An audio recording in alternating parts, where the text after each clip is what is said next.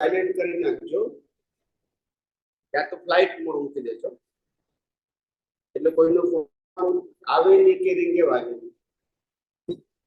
ના આવડતું હોય તો બાજુવાળાની હેલ્પ લેજો.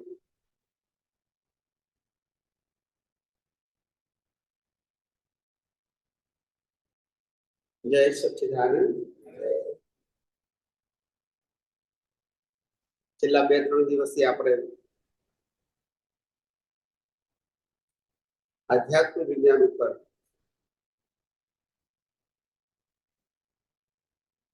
અલગ અલગ એંગલથી પ્રશ્નોત્તરી રૂપે આ વિજ્ઞાન આપણે બધા સમજેલા છે એને ઓર ઊંડાણથી સમજવા પ્રયત્ન કરી રહ્યા છીએ. વિજ્ઞાન સરળ, સહજ અને સુગમ હોય. વિજ્ઞાન ક્યારે અઘરું ના હોય, પણ વિજ્ઞાનને સમજાવનારો જે અનુભવી પુરુષ છે એ મળવું દુર્લભ દુર્લભ દુર્લભ છે. મોટા ભાગના ધર્મગુરુઓ, મોટા ભાગના પ્રવચનકારો, સત્સંગ કરનારા ઉપદેશકો આ બધા પરંપરાગત જ્ઞાનને વહન કરે છે. અને પરંપરાગત જ્ઞાન એટલે શાસ્ત્રોમાં લખેલું છે અને સાંભળેલું છે એને આગળ લઈ જવું, કેરી ઓન કરવું. એક સારું કામ છે, પણ એને વિજ્ઞાન ના કહેવાય, એને પરંપરાગત ટ્રેડિશનલ જ્ઞાન કહેવાય. અને એ જ્ઞાનની વિશેષતા એ હોય કે વક્તા કે શ્રોતા બેમાંથી કોઈને અનુભવ ના હોય. બોલતા નથી, વક્તાને ના હોય ને. હવે વિચાર કરો કે જયારે આવી સ્થિતિ આવે તો તમારે શું અપેક્ષા રાખવાની પછી? વક્તાને જ અનુભવ નથી, એ જ કે છે કે શાસ્ત્રમાં લખ્યું છે હું તમને કહું છું, કે મેં સાંભળેલું છે હું તમને કહું છું. એને પોતાને પણ અનુભવ નથી. અને મુક્તિનો માર્ગ એ અનુભવનો માર્ગ છે. કયો માર્ગ છે? માટે અનુભવનો માર્ગ અનુભવી હોય ત્યાં સુધી જીવતો રહે. કેવો રહે? એમના ગયા પછી એ મરી જાય, પછી એ શું થઈ જાય? પરંપરાગત.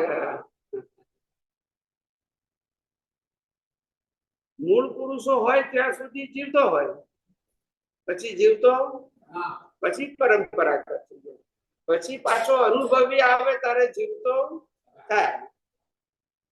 તો દરેક ધર્મનું આવું છે. આજે તમારા બધાના કેટલા પુણ્યને કારણે તમને કેટલી બધી પુણ્યને કારણે તમને લોકોને સરળતાથી ઘેર બેઠા આસાનીથી આ વિજ્ઞાન સાંભળવા મળે છે. બાકી પહેલા જમાનામાં તો આધ્યાત્મિક પુરુષો પહેલા લોક પરિચયમાં રહેતા જ નતા, દૂર જતા રહે, એકાંત જગ્યામાં સાદગી વાળું સિમ્પલ જીવન જીવ્યું. અને એ આંતરિક સાધના કરતા, બાહ્ય સાધના, પણ એમની સાધનામાં ડિસ્ટર્બ ના થાય માટે દૂર રહે. અને એમને મળવું એ બહુ મુશ્કેલ હતું. એપોઇન્ટમેન્ટની જરૂર નથી. જેની જરૂર નથી? એપોઇન્ટમેન્ટની. પણ જ્યાં સુધી એ પોતે પોતાની સાધનામાંથી બહાર ના નીકળે ત્યાં સુધી વાત કરે. અને લોકોને કેટલાય દિવસો સુધી રોકાવવું પડતું હતું જંગલોમાં, જેવી જ્યાં ખાવા પીવાની પણ વ્યવસ્થા આવું. અને એ જમાનામાં તો ચાલીને જવાનું. સામાન પાછો ઉચકીને જવો પડે, જરૂરિયાતનો સામાન. આવી સ્થિતિમાં હતા. પણ એ ગુરુ પણ સાચા હતા અને જિજ્ઞાસુઓ પણ સાચા. એ જમાનામાં એવું કહેવાતું હતું કે કઠોર પરિશ્રમ પછી જે જ્ઞાન મળે એની કિંમત હોય.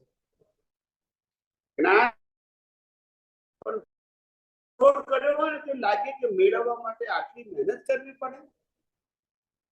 આપણા બાપા 25 કરોડ રૂપિયા મૂકીને ગયા હોય તો પૈસાની કિંમત, પણ પોતે 5,000 રૂપિયાની જોબ કરતા કરતા 2 કરોડ ભેગા કર્યા હોય તો એને પૈસાની કિંમત.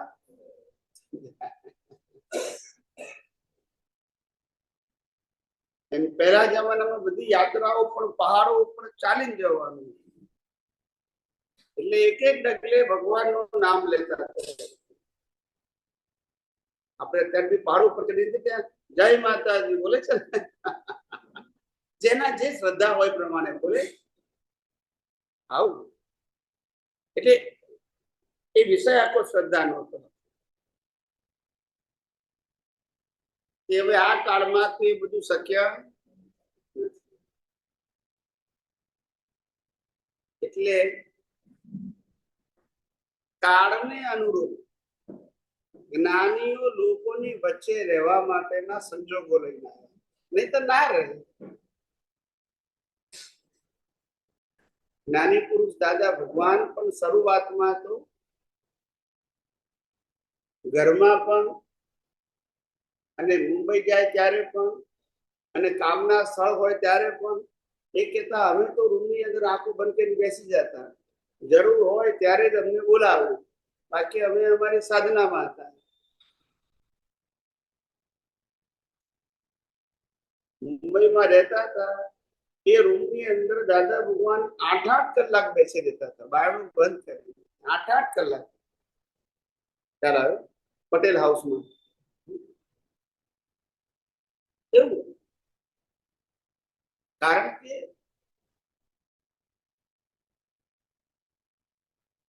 આ કાળ એવો છે, વસનો કાળ, કે માણસને જરૂરિયાતો એટલી બધી ઊભી થઈ ગઈ, જરૂરિયાત એને કારણે એને કમાવવું જ પડે, સાચું ખોટું બોલવું પણ પડે.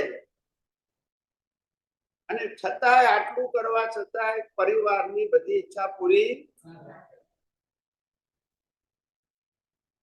એટલે બધાને અસંતોષ હોય. શું હોય? કમાવનાર ને હોય અને વાપરનાર ને હોય, કારણ કે બધી ઈચ્છા પૂરી. જ્યારે પહેલા જમાનામાં શું હતું કે જેટલું કમાતા હતા ને એની રેન્જમાં જ ખર્ચો કરવાનો, અને એમાં બધાને શું હતો? સંતોષ હતો. તમારા ફાધર અને ગ્રાન્ડફાધર નું વિચારો તો તમને ખબર પડે કે લોકોનું જીવન કેવું હતું. એક પણ એક્સ્ટ્રા વસ્તુની એ ડિમાન્ડ જ ના કરે. ખ્યાલ આવ્યો? સાદું સીધું જીવન જીવવાનું, ખાવાનું પીવાનું, કપડા લત્તા બધું કેવું હતું? જરૂરિયાત બહુ જ ઓછી. ઘરમાં રાચ રચેલું વાસણ ફર્નિચર પણ ઓછામાં ઓછું. કેવું? મકાનો પણ એવા આધુનિક હતા, પણ તો એ સંતોષ હતો. એટલે એ જીવન એ કાળ અત્યારમાં આ 50-60 વર્ષમાં ઘણું બધું બદલાઈ ગયું. ખ્યાલ આવ્યો? એટલે હવે આ કાળની અંદર આ કાળને અનુરૂપ જ્ઞાની હોય તો જ લોકોને એનો લાભ મળી શકે. હવે આજે જંગલોમાં રહેવા જાય તો કોણ જાય? ટાઈમ કોને છે? ખ્યાલ આવ્યો? બધા જ કામે લાગી ગયા છે. શું છે? ભાઈઓ એ કામ કરે અને બહેનો પણ, દીકરો એ કામ કરે અને વહુ એ કામ કરે,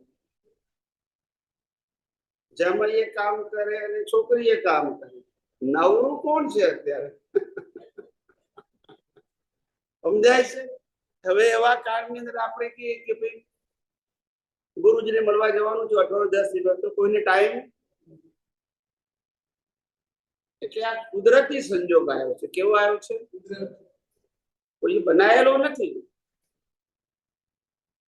પણ અનુભવી જ્ઞાની પુરુષોએ આગલા અવતારમાં ભાવના કરી હોય જીવો જ્યાં હોય ત્યાં આપણે વિજ્ઞાન વેચવું. એટલે દાદા ભગવાન કહેતા તો અમે તમારે ઘેર આવીને જ્ઞાન આપીશું. તમને બધા સાંભળ્યું હશે. આમ તો જ્ઞાન લેવા આપણે જવું જોઈએ, ખ્યાલ આપણી ઘર છે, પણ એ ઘેર આવીને જ્ઞાન આપતા હતા. યાદ છે કે નહીં બધાને? એ કાળની બલિહારી છે. એટલે તમારા બધાની પુણ્ય તો ખરી કે જેને કારણે તમને આ બધાને વિજ્ઞાન સહેલાઈથી, સરળતાથી, આસાનીથી સાંભળવા મળે છે, સમજવા મળે છે, બાકી ના મળે. અને જે પેલા કળિયુગની અંદર તપ કરવા પડતા હતા, ચાલવાના તપ, ઉપવાસ કરવાના, ખ્યાલ આવ્યો, ત્યાગ કરવાના તપ, એ બધા તપ સારા કાળમાં હતા. અત્યારે તો ઘરે બેઠા તપ આયા છે. 4 વ્યક્તિઓ આથી એડજસ્ટ થવું એ મોટા મોટું તપ. બીજા કોઈ તપની જરૂર કાળ જ એવો છે સાહેબ. કોઈને એડજસ્ટ થવું, ખ્યાલ આવે? તમે સૂત્ર લખ્યું હોય કે એડજસ્ટ એવરીવેર, ખ્યાલ આવે? હવે વડીલ છે છોકરાને સૂત્ર બતાવે કે જો સૂત્ર દાદા ભગવાન એડજસ્ટ એવરીવેર, તો છોકરો કે તમે થાવ પછી. હવે કોણ કોને કે બોલો? કાળે બોલશે સાહેબ. શું છે?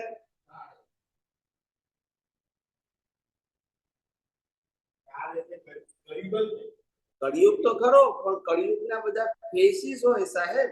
જેમ સતયુગના ફેસ, દ્વાપર, ત્રેતા, કળિયુગ, એમાં એમ આ બધા ફેસીસ છે. શરૂઆતનું કળિયુગ તો સારો હતો, સાધનો નતા, ખાવા પીવાની પણ તકલીફ હતી, ઘરો પણ નતા, રોડ પણ નતા, વાહનો પણ નતા, પણ છતાંય જીવન શાંતિનું હતું. શું હતું? અને ન્યૂઝ એટલે શું કે ગામમાં શું થયું છે એ જ આપણા ન્યૂઝ. ટીવી બીવી રેડિયો બેડિયો તો એ જમાનામાં હતા જ નહીં, એટલે ઉપાધિ ઓછી હતી. આજે તો મોબાઈલમાં દુનિયાભરની વાત થાય. પેણે બેહું પડ્યો હોય તો અહીંયા મચી જાય તરત જ, પાછી ઉપાધિ થાય હવે શું થશે. ત્યારે પહેલા જમાનામાં તો દેશમાં બીજા ભાગમાં રહેતો હોય છોકરો નોકરી ધંધા માટે, ને કાગળ લખે તો કાગળ આવતા આવતા 15 દિવસ, મહિનો થઈ જાય. ત્યાં હોવાના પ્રસંગ તો ખ્યાલ આવે. પણ એ કાળ એવો હતો ને આસાનીથી જઈ શકાય એવું, પણ વાહનો જ નતા. તમે શું કરો? અને બધા એ રીતે એડજસ્ટ હતા, જે પરિસ્થિતિ આવે એમાં એડજસ્ટ થતા. આ કોવિડમાં કેવા બધા એડજસ્ટ થઈ ગયા કે નહીં? ખ્યાલ આવે ને? જેટલા ગયા એ બધા એમ્બ્યુલન્સમાં જ ગયા, મૂકનારા નતા, હળગાવનારા નતા. શું કરે? પણ કેટલીક ઠેકાણે તો સામૂહિક બાળ્યા હતા. બહુ લાશો ભેગી થઈ જાય ને સ્મશાન ઘરમાં એક જ જગ્યા હોય ને 100 લાશ ભેગી થઈ હોય તો શું કરે? એનો ચેપ ના લાગે એટલા માટે સામૂહિક બાળવા પડે, પેટ્રોલ નાખી. શું કરે? ઘણા ઠેકાણે એવું કર્યું. એ કાળ છે. એટલે આ બધો સમય પરિવર્તન કુદરતી આયા કરે. આપણું આ વિજ્ઞાન સમય સંજોગોથી પર છે. કેવું છે? સમય સંજોગોથી કરશું. આપણું વિજ્ઞાન દ્રષ્ટિ ઉપર આધારિત છે, મન વચન કાયા અને તેની અવસ્થા ઉપર આધારિત, અને કાળ મન વચન કાયાની અવસ્થાને લાગુ પડે છે, જ્ઞાન દર્શનને લાગુ પડતું અવસ્થા માત્ર કુદરતી રચના છે. જ્ઞાન દર્શન કુદરતી રચના છે એવું કીધું, એ સ્વતંત્ર છે. એ સ્વતંત્ર હોય તો જ પુરુષાર્થ કહેવાય ને. કુદરતી રચનાના અધીન તો પુરુષાર્થ કેમ ન કહેવાય? કહેવાય. એટલે આવું અદ્ભુત વિજ્ઞાન આપણને બધાને પ્રાપ્ત થયું છે. આપણને અહો અહો વિજ્ઞાન ઉપર અહો અહો થવું જોઈએ કે આવા આ કળિયુગની અંદર આટલા મોહના સામ્રાજ્યમાં,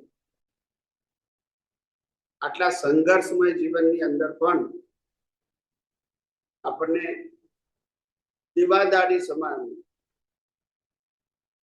એક સાચા માર્ગદર્શક તરીકે આપણને આ વિજ્ઞાન મળી ગયું.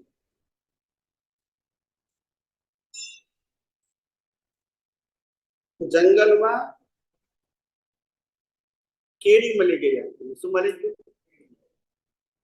અજ્ઞાન રૂપી જંગલની અંદર આપણને કેરી મળી ગઈ. મોહના સામ્રાજ્યમાં માર્ગ મળી ગયો. પછી કાળ એવો ભયંકર છે, એમાં કોઈને કશું કહેવા જેવું નથી. સમજાય છે? કોઈને કશું કહેવા જેવું નથી. બસ હવે પ્રશ્ન પૂછવાની શરૂઆત કરું, અને જેને પ્રશ્ન પૂછવો અહીં આવી જતો, કારણ કે વાયર આટલો છે એટલા માટે અહીં આવીએ ને બરાબર. વાયર લાંબો થયો નથી ને એટલા માટે આપ બેસી જાઓ, બેસીને પ્રશ્ન પૂછો. પ્રશ્ન બેસીને ના ના રહેવા દો, સારું લાગે. જય સચ્ચિદાનંદ.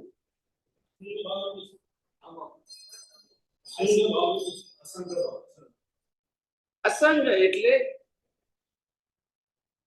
જેનો કોઈ સંગ નથી, તે આત્મા સાથે કશું સંગ થઈ શકે? આત્મા અસંગ છે, બાકી બધું સંગ વાળું છે. સંગ એટલે અસંગ ભાવ એટલે મુક્ત ભાવ, જે કોઈની સાથે જોડાયેલો નથી.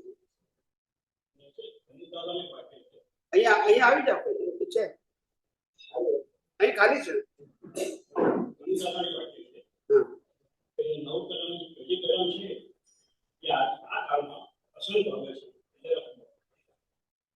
અસંગ ભાવ હા, પહેલી કલમ ભણો.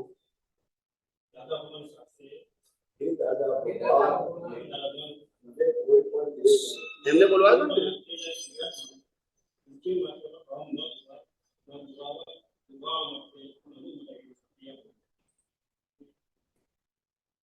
શાદવાદ વાણી, શાદવાદ વર્તન, શાદવાદ ખ્યાલ આવી ગયો મને? ખ્યાલ વાંધો નહીં.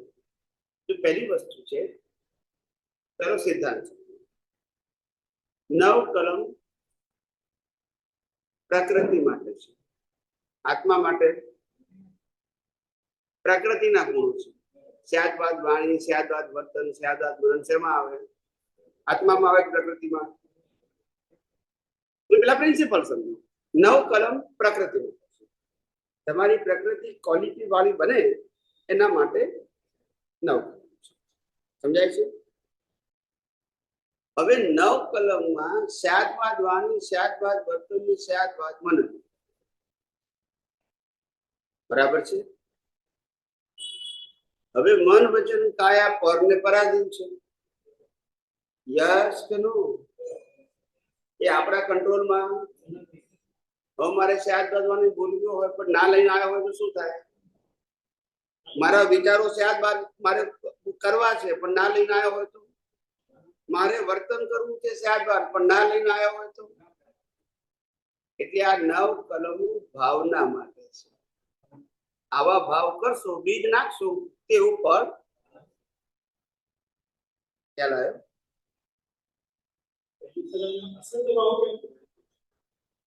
છૂટા રહેવાનું. શાદવાદ પહેલી વસ્તુ એ કે સ્યાદવાદ વાણી, સ્યાદવાદ વર્તન અને સ્યાદવાદ મનન, એ જે ત્રણ શબ્દો છે એ આપણા કંટ્રોલમાં નથી. હૃદયમાં લાયા હોય તો જ નીકળે. કોઈ કાળમાં શક્ય નથી. એટલે છૂટા, એટલે તો આપણે વિજ્ઞાનમાં કીધું છૂટા રહો એટલે પાર આવી ગયો. એ તમારે સ્યાદવાદ. હું વિચારનાર નથી, હું બોલનાર નથી, હું કરનાર નથી. મન વચન કાયા અને તેની અવસ્થા માત્ર કુદરતી રચના છે. આ જોતા આવડ્યું એ જ અસંગ. હવે વાણી સુધારવા ક્યાં જઈએ? વર્તન સુધારવા ક્યાં જઈએ? સમજાયું? એ આપણા હાથમાં. જ્યારે મન વચન કાયા આપણા નથી, આપણા કંટ્રોલમાં નથી અને આપણી પાસે રહેવાના પણ, તો પછી એને સુધારવા ક્યાં જઈશું આપણે? એટલે સાર સમજવાનું. શું સમજવાનું? અસંગનો મતલબ છૂટા રે, ઓપિનિયન રહિત. કેવું? આ સારી પ્રકૃતિ છે, ખરાબ પ્રકૃતિ છે, આ હોય કે બીજી હોય, ઓપિનિયન આપો. આ સારી વાણી, ખરાબ વાણી, આ કે પેલી, ઓપિનિયન આપો. એમ વિચારને પણ ઓપિનિયન આપો. બસ તમે અસંગ છો અને ભળી જાઓ તો ઓપિનિયન છે.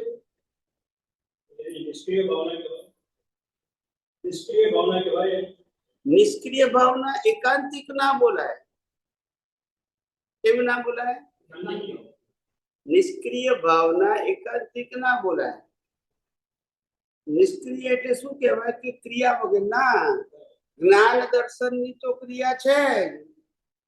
મન વચન કાયાની ક્રિયા નથી, જે ફિઝિકલ અને મિકેનિકલ છે. પણ જ્ઞાન દર્શન તો સતત જાગૃત છે ને. હું શુદ્ધ આત્મા છું, એ જ્ઞાનનો ઉપયોગ અને અવસ્થા માત્ર કુદરતી રચના છે, દર્શનનો ઉપયોગ. એ તો ક્રિયા રહેવાની ને. એટલે અપેક્ષા એ કહેવાય કે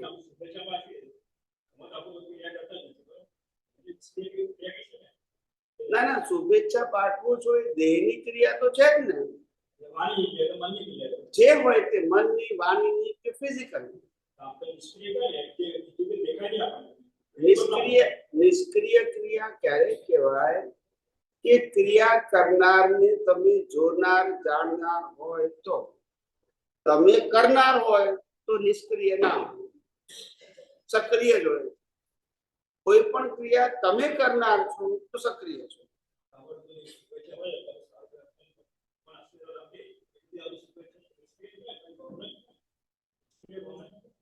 આવ ખરો, પણ ભાવ હંમેશા વ્યક્તિ વિશેષ હોવાથી એ રિલેટિવ સત્યમાં છે, સનાતન સત્યમાં.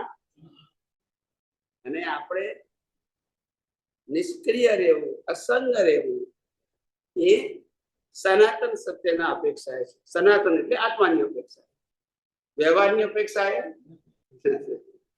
સમજાય છે. વ્યવહારમાં તો બધું ચાલે, વ્યવહારમાં કોઈનું ચાલે, રામનું ના ચાલે, કૃષ્ણનું ના ચાલે, મહાવીરનું ના ચાલે. બધા જે ભેટીને આયા હોય એ જ ઉકલે. યસ કે નો? હવે આજે રામની વાઈફ લઈ ગયા પછી રામ કે મારે યુદ્ધ કરવું નથી, ચાલે? દુર્યોધન કે હું તમને 5 ગામ નથી આપતો, તો કૃષ્ણ ભગવાન સ્વીકારે? ના સ્વીકારે. એ મહાભારત લઈને જ આવેલા. ચાલે?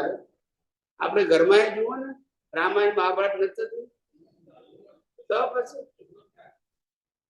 એટલે એનું નામ જ લાઈફ છે સાહેબ.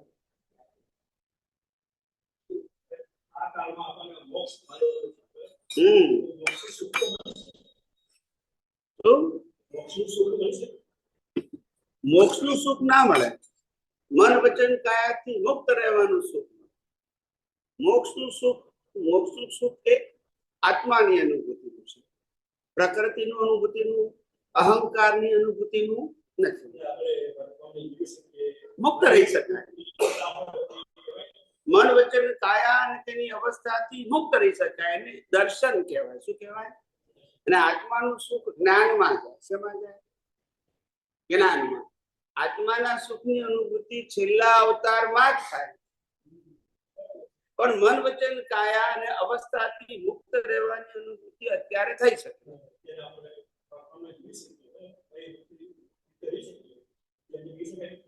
હા, પણ એ હું એ જ કહું છું તમને, એટલે આત્માની જે અનુભૂતિ મુક્તતાની છે એ ના થઈ શકે, મન વચન કાયાથી મુક્ત રહેવાની અનુભૂતિ થઈ શકે એમ. આપણું આ વિજ્ઞાન કેવળ દર્શન માટે છે અને કેવળ જ્ઞાન તો રિઝલ્ટ છે. દર્શન સુધી પહોંચ્યા એનું રિઝલ્ટ જ કેવળ જ્ઞાન છે. એટલે આપણો પુરુષાર્થ કેવળ દર્શન સુધી છે. અને કેવળ દર્શન એટલે મન વચન કાયા અને તેની અવસ્થાથી મુક્ત રહેવું, કુદરતી રચના એક્સેપ્ટ કરીને. પછી આપણા મન વચન કાયા હોય કે બીજાના હોય, કુદરતી રચના જુઓ કે તમે કરતા નથી, ભોગતા નથી, માલિક નથી, તો રાગ દ્વેષ નથી, કસાય નથી, માટે કર્મ નથી. આ જ જ્ઞાન,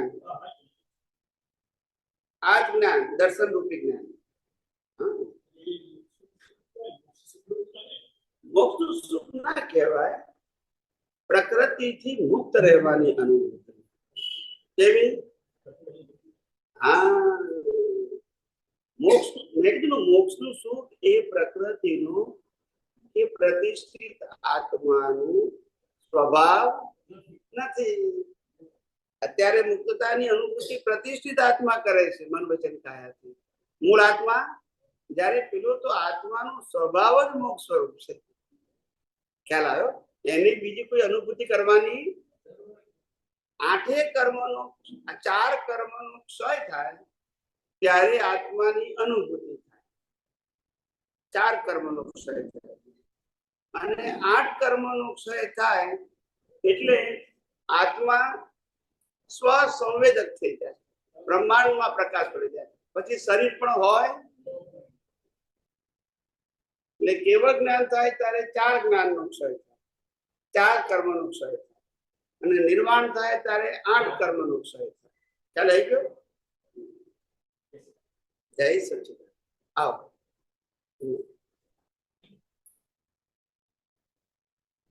ધીમે ધીમે.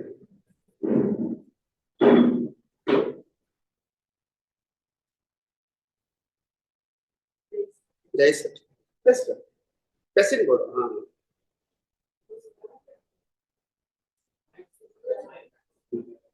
નક્કી કરેલું જ્ઞાન એ જ્ઞાન ના કહેવાય, નક્કી કરેલું જ્ઞાન એ સિદ્ધાંત કહેવાય. એ સમજવું. આનો તો ફોડ કોઈને પડ્યો નહીં. બધા જ્ઞાન જ્ઞાન બોલ્યા, પણ એ જ્ઞાન નક્કી કરેલું છે, એને સિદ્ધાંત ના કહેવાય. સિદ્ધાંત એટલે જીવ માત્ર ને લાગુ પડે. સિદ્ધાંત એટલે કુદરતનું કાનૂન. સિદ્ધાંત એટલે યુનિવર્સલ ટ્રુથ, ઇન્ડિવિડ્યુઅલ ટ્રુથ. અને જ્ઞાન તો દરેકનું જુદું હોય. યસ કે નો? એક કે છે હું રામને માનું છું, એ જ્ઞાન છે. એક કે છે કૃષ્ણને માનું છું, તો એ જ્ઞાન છે. એક કે છે મહાવીરને માનું, શિવને માનું, સ્વામીને માનું, તો બધા જ્ઞાન તો છે જ ને. પણ એ સિદ્ધાંત ના કહેવાય. ખ્યાલ આવ્યો? સિદ્ધાંત એટલે લો ઓફ નેચર, જે બધાને માને તોય લાગુ પડે, ના માને તોય, એને સિદ્ધાંત કહેવાય. એ જાણો તો પછી નવા કર્મો બંધાય, અને ના જાણો તો પાપ પુણ્યના કર્મો બંધાય જ કરવાના. હવે ખ્યાલ આવી ગયો? એ છે. એટલે આ આપણે જે નક્કી કરીએ છીએ ને ક્રિયાઓ, કે રોજ મારે આરતી કરવી, પૂજા કરવી, ચરણ વિધિ કરવી, નવ કલમ બોલવી, કીર્તન ભક્તિ કરવી, વોટ એવર નક્કી કરો છો ને, એ સિદ્ધાંત પાપ પુણ્યનો માર્ગ છે. ખોટું નથી, ખરાબ પણ નથી, પણ એ પાપ પુણ્યનો માર્ગ જે દરેક ધર્મમાં હોય છે. સિદ્ધાંત નથી. સિદ્ધાંત તો જીવ માત્ર ને લાગુ પડે, માને કે એનું નામ સનાતન સત્ય કહેવાય. કયું સત્ય? સાંપ્રદાયિક સત્ય. આજે તમે દાદા ભગવાન ને માનો, દુનિયા આખી માને, ત્યાં કોકરી તો માને છે ને, તો એના માટે બરાબર છે. માટે સનાતન ના કહેવાય. પણ આત્માને માનું છું એ સનાતન કહેવાય. કુદરતને માનું છું, કુદરતના કામનું માનું કે સનાતન કહેવાય. ખ્યાલ આવ્યો? એવી રીતે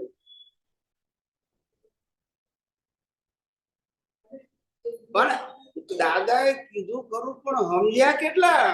હું એની વાત કરું છું. જ્ઞાનની તો ઊંડાણ છે, પણ ઊંડાણ સમજાવી જોઈએ ને.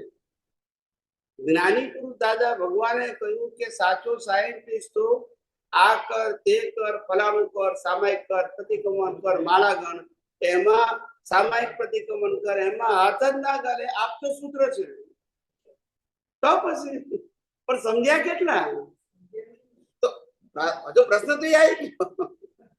નાની કહેલી વાતો સમજાવવી જોઈએ ને. અને દરેક પોતાની મતિ પ્રમાણે એટલે એ સિદ્ધાંત ના સમજાય એટલે ના સમજાય. શ્રદ્ધાથી સમજ્યા એટલે સિદ્ધાંત સમજાયો. હવે ખ્યાલ આવી ગયો? દરેક ને આવું છે, આપણામાં નહીં, બધા ધર્મોમાં જ છે. ભાઈ કૃષ્ણ ભગવાને કીધું એટલે મારા માટે ફાઇનલ. પેલો કે ભાઈ રામે કીધું છે ને એટલે મારા માટે ફાઇનલ. પેલું કે શિવે કીધું છે ને વેદાંતમાં મારા માટે ફાઇનલ. પેલા કે સ્વામિનારાયણ ભગવાને કીધું છે મારા માટે ફાઇનલ. ખ્યાલ આવી ગયો? હવે ને સનાતન ક્યારે સમજાય? પાપ પુણ્યનો માર્ગ જોતો રહે, પણ સિદ્ધાંત અજ્ઞાન નહીં જાય. સિદ્ધાંત થી અજ્ઞાન જાય અને ધર્મથી પાપ પુણ્ય થાય અને અજ્ઞાન મજબૂત થાય. કરતા પણ ભોગતા પણ માલિકી પણ મજબૂત થાય. પુણ્ય બંધ થાય પણ મજબૂત થાય. મેં કર્યું સારું કામ, પણ કોને કર્યું? મેં કર્યું. એનાથી પુણ્ય બંધ થાય. પણ કરતાપણાનું અજ્ઞાન જાય.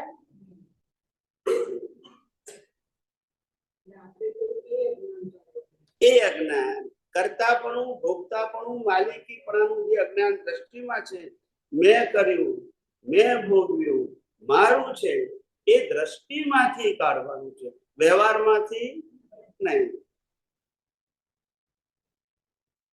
વ્યવહારમાંથી નહીં, દ્રષ્ટિમાંથી.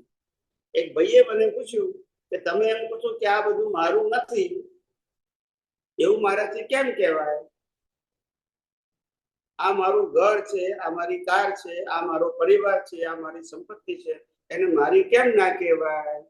મેં કીધું તમારી એટલા માટે ના કહેવાય કે તમે ચંદુલાલ છો કે શુદ્ધાત્મા છો? બોલતા નથી. શુદ્ધાત્મા છો. આ શુદ્ધાત્માનું છે, ચંદુલાલનું છે, માટે તમારું. હવે સમજ્યા? ચંદુલાલનું છે કોણ ના પડે, પણ તમે ચંદુલાલ છો માટે તમારું. હવે ખ્યાલ આવી ગયો?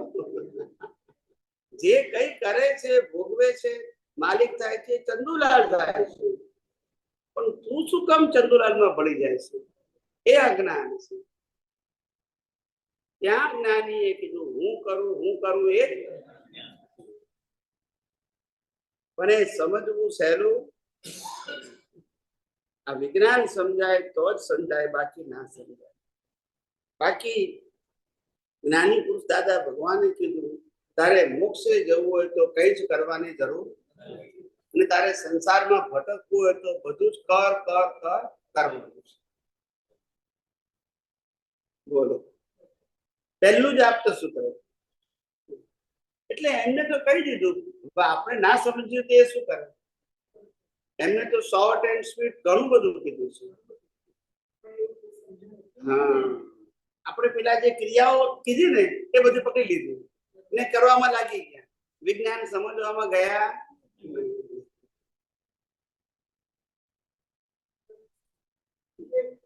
હા બોલો. નીચે માઇક નીચે રાખો, મોડા પર. હા દાદા એવું કહે કે જ્યાં સુધી સ્પષ્ટ વેદન થાય નહીં ત્યાં સુધી સિદ્ધાંત પ્રાપ્ત ના થાય. હા, સ્પષ્ટ વેદન. હવે એમનું સ્પષ્ટ વેદન લખ્યું છે, અમે ખાલી સ્પષ્ટ દર્શન કહીએ છીએ. વેદન તો છેલ્લા અવતારમાં હોય, એના આગલા અવતારમાં દર્શન. જેમ દાદા ભગવાનને દર્શન, વેદન ના હોય. વેદન છેલ્લા અવતાર, લાસ્ટ. એ જ અવતારમાં સ્પષ્ટ વેદન માતાના ગર્ભમાંથી, એ જ અવતારમાં કેવળ જ્ઞાન, એ જ અવતારમાં નિર્વાણ. પણ સ્પષ્ટ દર્શન હોય. દર્શનને સિદ્ધાંત સાથે લેવા જશે, અને વેદાંત અને વેદનને આત્માની અનુભૂતિ સાથે. દર્શનમાં આત્માની અનુભૂતિ ના થાય. દર્શનમાં મન વચન કાયા અને બ્રહ્માંડથી મુક્ત રહેતા. એની અસરોથી પણ કેમ? કારણ કે કુદરતી રચના. ખ્યાલ આવ્યો? અને કુદરતી રચના જોઈને અજ્ઞાન ઝીરો થઈ જાય છે. શું થઈ જાય? એ ઝીરો થયા પછી કેવળ જ્ઞાનનું બીજ પડે. નેક્સ્ટ બર્થમાં માતાના ગર્ભમાંથી સ્પષ્ટ કેવળ જ્ઞાન અને નિર્વાણ. કેમ? અજ્ઞાન તો ઝીરો થઈ ગયું. તો કર્મ બંધાવાના નથી. કર્મ બાંધનારો અહંકાર પણ રહ્યો નહીં. કોઈ પુરુષાર્થ પણ કરવાનો રહ્યો. સમજાયું? એટલે આ સમજવાનું. એટલે કીધું કે સ્પષ્ટ વેદન નહીં પણ સ્પષ્ટ દર્શન.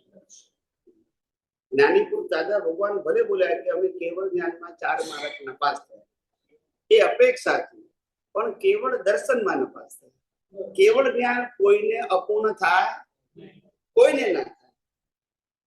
અને દર્શન બધાને સ્ટેપ બાય સ્ટેપ થાય. સમ્યક દર્શન પ્રાપ્ત થયા પછી કેવળ દર્શન થતા સુધીમાં 100, 200, 500, 1000 અવતાર પણ થાય. સમ્યક દર્શન થી કેવળ દર્શન સુધી. પણ કેવળ દર્શન થઈ જાય પછી એક જ ભાવ રહ્યો મનુષ્યનો. એ જાય શુદ્ધાત્મા પદમાં રહેવું અને અવસ્થા માત્ર કુદરતી રીતના જોવું. એટલે અજ્ઞાનનો નાશ કરવો. શું અજ્ઞાન? મેં કર્યું, મેં ભોગવ્યું, મારું છે, આ શરીર મારું છે, મન વચન કાયા મારા છે, જન્મ જીવન મૃત્યુ મારું છે. આ બધું અજ્ઞાન નાશ થઈ જાય. કારણ કે અવસ્થા માત્ર બસ. આ એક જ રસ્તો, બીજો કોઈ ચમત્કારિક રસ્તો નથી. કુદરતી રચના જુઓ, અજ્ઞાન નાશ કરો, એ જ મુક્તિનો માર્ગ. અંતે અજ્ઞાન ઝીરો થશે તો જ આત્માની અનુભૂતિ. અજ્ઞાન 1% હશે તોય કર્મ બંધ હશે. 1% અજ્ઞાન હોય તોય તીર્થંકર ભગવંતોને આગલા ભાવમાં નરક ગતિનું કર્મ બંધાઈ ગયું. આગલા ભાવમાં. હવે નરક ગતિમાં જાય ત્યાંથી મનુષ્યમાં આવી તીર્થંકર થઈને મોક્ષે જવાનું. પણ બીજ પડી ગયું આગલા અવતારમાં. નરક ગતિમાં જવું પડે. ખ્યાલ આવી ગયું? 1% અજ્ઞાન હશે તો એ કર્મ બંધાશે.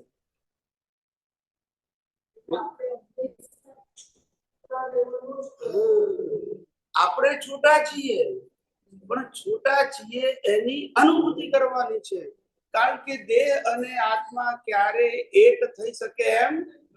પેલા ચેતન અને આ જળ બે ભેગા થાય ના થાય, પણ ભ્રાંતિથી ભેગા થાય છે. શેનાથી? પ્રતિષ્ઠિત આત્મા પ્રકૃતિમાં તન્મયાકાર થઈ જાય છે. પ્રકૃતિની અવસ્થામાં તન્મયાકાર થઈ જાય એટલે ભ્રાંતિ ઉત્પન્ન થાય છે. સામીપ્ય ભાવથી દેહ અને આત્મા નજીક આવવાથી સામીપ્ય ભાવ ઉત્પન્ન થાય છે.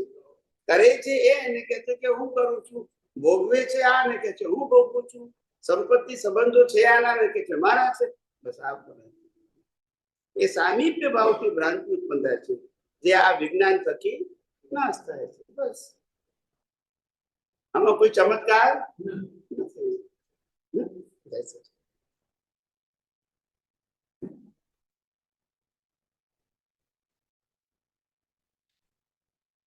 આઈએ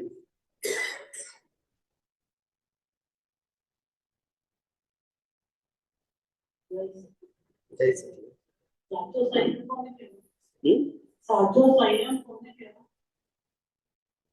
સાચો સંયમ કોને કહેવાય? સાચો સંયમ એટલે કે જે જ્ઞાન અને દર્શનથી ક્રોધ, માન, માયા, લોભ, રાગ, દ્વેષ ઉભા જ ના થાય એને સાચો સંયમ કહેવાય. ક્રોધ, માન, માયા, લોભ, રાગ અને દ્વેષ અંદર ઉભા ના થાય. ક્યાં? બહાર નહીં. બહાર ભલે મારામારી કરે. રામે રાવણની ફેમિલીને ખલાસ થઈ કર્યું અને એ જ અવતારે મૂકે ગયા. અર્જુને કૌરવનું ફેમિલી ખલાસ કરીને મોક્ષે ગયા. અંદર ક્રોધ, માન, માયા, લોભ, રાગ, દ્વેષ નહીં. એ સાચો સંયમ. બહાર તો પરિણામ છે. બહાર કોઈનું ચાલે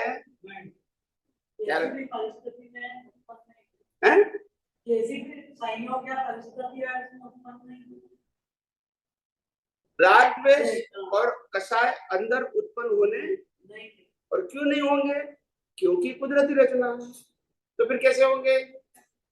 सर अमुक टाइम ऐसा होता है बाहर से तो लेके चुप होता है पर अंदर तो उसका चलता ही तो अंदर नहीं होना चाहिए, बाहर करे तो कोई तकलीफ नहीं अंदर तो चलता उससे कर्म बनना नहीं। अंदर चलेगा तो कर्म बनेगा नहीं, अंदर राग द्वेष होगा तो कर्म बनेगा। अंदर नहीं होना चाहिए, बाहर भले होता है। दुनिया के लोग कहते बाहर नहीं करो, ज्ञानी कहते अंदर नहीं करो। बस अभी जाए तो जाए कहाँ? घણા મહાત્માઓને કે પરિવારના કે રોજ સત્સંગમાં જાઓ છો, પ્રકૃતિમાં ફેરફાર તો દેખાતો નથી। આ કોમન ક્વેશ્ચન, પણ આપણું વિજ્ઞાન પ્રકૃતિમાં ફેરફાર કરવા માટે છે જ નહીં। આપણું વિજ્ઞાન તો દ્રષ્ટિ બદલવા માટે છે, મન વચન કાયા બદલવા માટે છે જ નહીં। હે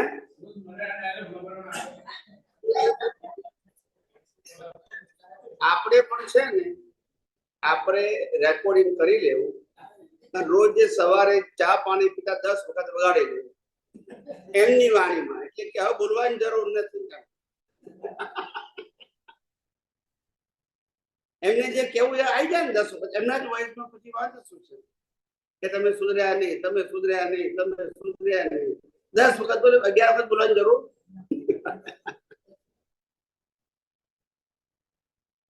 શું કીધું અત્યારે? એ તો મેં કીધું, આપણા વિજ્ઞાનમાં મન વચન કાયા એ વિષય જ નથી લીધો આપણે। નહીં તો હું ના કહું કે તમારે આમ કરવાનું આમ ના કરવાનું, એ આપણો વિષય નથી। ધર્મમાં વિષય કરો, સોશિયલ લાઈફમાં કરો, આધ્યાત્મમાં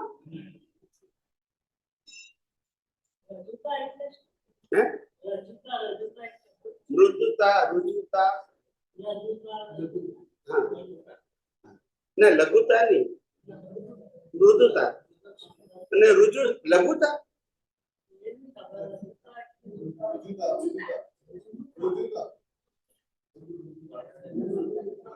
મૃદુ કહું, મૃદુ એટલે શાંત ભાવે, ઋતુ એટલે એકદમ સરળતાથી, ગોઠવીને ચાલાકીથી બુદ્ધિ કરીને નહીં, સરળથી। અને મૃદુ એટલે શાંત ભાવે, કેવું એક્સાઇટ થઈને, શાંત ભાવે અને સરળ ભાવે।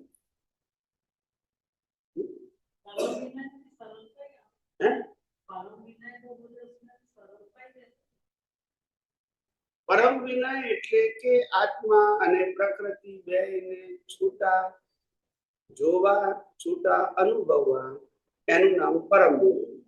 અને પરમ વિનયથી મોક્ષ બે ભેગા થાય તો કરમ બંધાય ને, સામીપ્ય ભાવથી કરમ બંધાય। પણ તમે દેહ ને આત્માને બંનેને શું કરી નાખ્યા? હું શુદ્ધાત્મા છું ને બાકી બધું કુદરતી રચના, એ જ પરમ વિનય। પ્રકૃતિ અને પરમાત્માને છૂટા જોવા, છૂટા અનુભવવા, એ જ પરમ વિનય। અને પરમ વિનયથી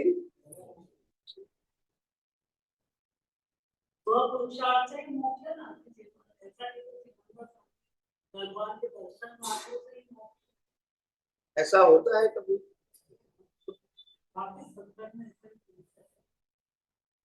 कहता भी दीवाना और सुनता भी दीवाना।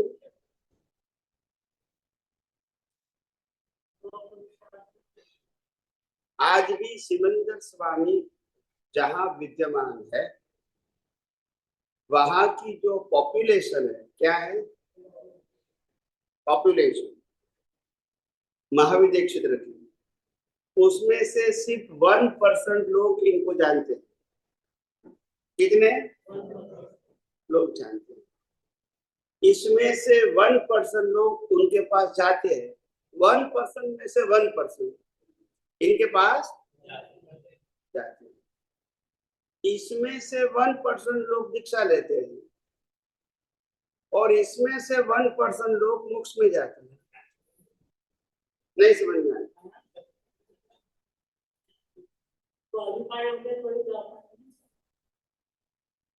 ज्ञानी पुरुष दादा भगवान ने कहा है, हम पहले भी तीर्थंकरों की सभा में बैठ कर आए, उस समय देखा नहीं होगा, तो फिर यहाँ क्यों है? अगर ऐसे देखने से मोक्ष होता है तो ऐसा मानेंगे तो क्या तकलीफ क्या है? मानने तो मानने में क्या तकलीफ? जिसको जो मानना है नहीं मान सकते। एक छोटा बच्चा था, उनके पिताजी थे, तो पिताजी ने पूछा, मैं आपको अभी मैथ्स की टेस्ट लेता हूँ, मैथ्स। तो बच्चे ने बोला, हाँ कोई बात नहीं, ले लो, मेरे को सब कुछ आता है। तो फिर पिता ने कहा, देखो मैं आपको 10 लड्डू दूंगा और उसमें से 5 ले लूंगा, तो तुम्हारे पास कितने रहेंगे? तो बच्चे ने पूछा, पहले दे लड्डू तो दो। तो फिर पिताजी ने कहा, मैं तो आपको टेस्ट की एग्जाम लेता हूँ, इसीलिए मैंने पूछा।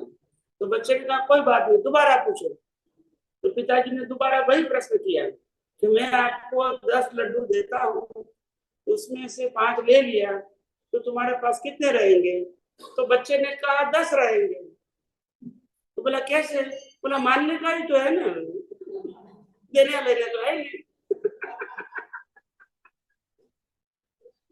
तो मानने से क्या मतलब? मानने से क्या मतलब? जिसको जो मानना है। आखिर एक दिन तो सनातन सत्य को समझना पड़ेगा, और कोई रास्ता है भी नहीं। इसमें सनातन सत्य कोई व्यक्ति का सत्य है, वो तो यूनिवर्सल ट्रूथ है। आप मानो या ना मानो, उसी से दुनिया चलती है। तुम नहीं मानोगे तो भी वही कानून लागू पड़ेगा। आप समझे? और इसीलिए सनातन सत्य जानने के अलावा और कोई मुक्ति का रास्ता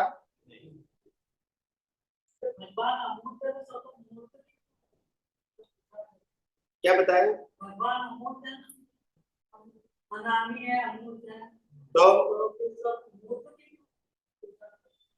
तो लौकिक व्यवहार है, वो धार्मिक सत्य है, सनातन सत्य है।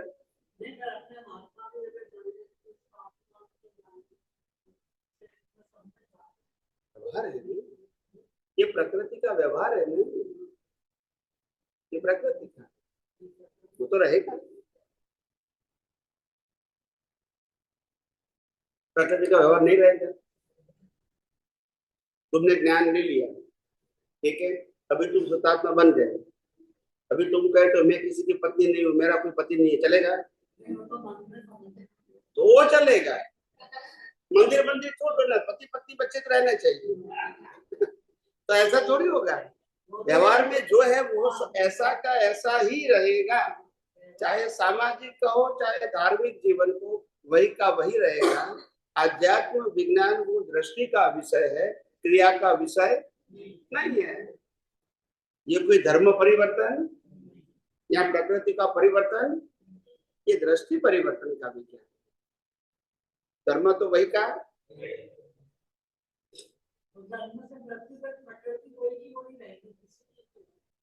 सवाल ही नहीं, कैसे होगा?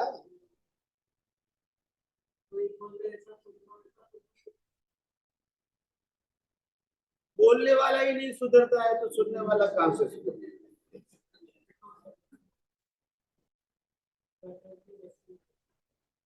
ये मैंने कहा नहीं कि ये विज्ञान सभी जीवों के लिए नहीं है। जो लोग पुण्यशाली है और जो लोग डेवलप है, इनको ही ये विज्ञान समझ में आएगा, सबको नहीं आएगा। सबके लिए क्रिया बराबर है, तभी हमारा सामाजिक जीवन चलता रहेगा। समझे? और इसीलिए सामाजिक जीवन जीने में अगर धर्म साथ में होता है तो लोगों को पाप पुण्य का डर रहेगा। समझ में आया? तो सामाजिक जीवन में धर्म जरूरी है, मगर जिसको जन्म मरण से मुक्ति पाना है उसके लिए आध्यात्म जरूरी है। अभी समझ में आया? तो दोनों अपनी जगह पे बराबर है। जिनको मोक्ष में नहीं जाना है और धर्म भी नहीं करेगा तो क्या करेगा वो? कई ऐसे कुछ भी नहीं है? करते। कई लोग ऐसे कुछ भी नहीं करते ना, किसी मंदिर में जाने में इंटरेस्ट नहीं, मंदिर जाने की बात नहीं करता हूँ। अगर कोई व्यक्ति मंदिर नहीं भी जाता है मगर एथिक तो होते हैं ना, कि झूठ नहीं बोलना, चोरी नहीं करना, किसी को परेशान नहीं करना, किसी को हो सके तो हेल्प करना, यही तो धर्म क्या सिखाता है? इनडायरेक्टली यही तो सिखाता है। आप समझे? हाँ, तो दादाजी ने भी कहा, एक भी किसी ने संपूर्ण तो उसको हैं? दादाजी ने ऐसा ही बोला था, किसी में एक भी पॉजिटिव गुण है तो उसको सपोर्ट करो। नेगेटिव देखने की जरूरत नहीं। हमारे विज्ञान में तो पॉजिटिव नेगेटिव नहीं होता है। हाँ, ये तो रिलेटिव सत्य में है। सनातन सत्य में तो जो भी है वो कुदरती रचना, ओपिनियन की जरूरत सब कुदरती रचना, आत्मा के अलावा सब कुदरती रचना। फिर ओपिनियन की क्या जरूरत है? अच्छा बुरा, good bad, like dislike, negative positive, कोई जरूरत सनातन सत्य में जरूरत नहीं है। रिलेटिव सत्य में, धार्मिक सत्य में जरूरत है।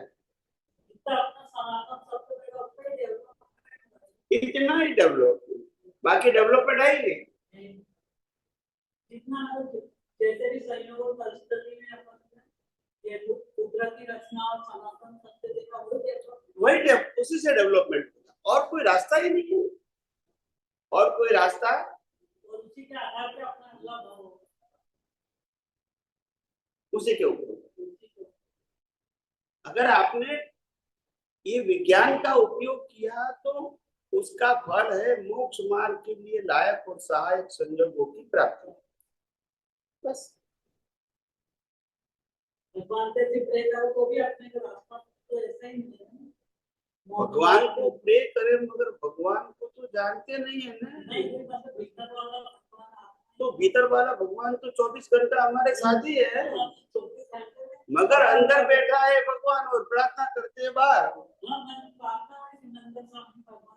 तो वही तो बात है। आप एक बात स्पष्ट कर दो, चाहे भगवान श्री रामकृष्ण महावीर थे या अभी वर्तमान में शिवेंद्र स्वामी है, क्या वो विनाशी है कि अविनाशी? एक धीरे एक एक उत्तर दो, विनाशी कि अविनाशी? विनाशी। और हमारा आत्मा तो पावरफुल कौन है? तो फिर प्रार्थना करने की जरूरत कहाँ है? शक्ति तो मांगने के लिए करनी पड़ेगी, मगर किसके पास मांगो, विनाशी के पास क्या अविनाशी? तो वही तो मैं कहता हूँ। और उसको मांगे बिना भी नहीं चलता ना। इसको अविनाशी से अपन प्रार्थना करते तो अपने को तो ऐसा ही प्रकृति विनाशी के साथ प्रार्थना करे वो हमारा प्रश्न नहीं है। प्रकृति कोई व्यक्ति के साथ भी प्रार्थना करे हमारा प्रश्न वो नहीं है। हमारा ज्ञान दर्शन के अंदर आत्मा की ही वैल्यू होनी बस। और अगर कोई मुक्ति के लिए प्रार्थना करना है तो अंतर्यामी परमात्मा से मुक्ति के लिए, और प्रकृति को प्रार्थना करना है हेल्प के लिए तो भले व्यक्ति को करे, देवी देवता को करे, ये इसका प्रश्न है, वो हमारा प्रश्न। अगर ये बीमार हो जाएगा तो डॉक्टर के पास इसको जाना पड़ेगा, वो आत्मा का प्रश्न। समझ में आ गए? बस। तो प्रकृति का सब्जेक्ट अलग है और आत्मा का सब्जेक्ट अलग है।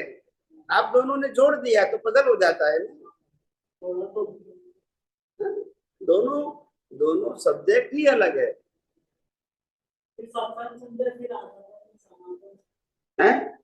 यूट्यूब पे आपका सत्संग सुनते हैं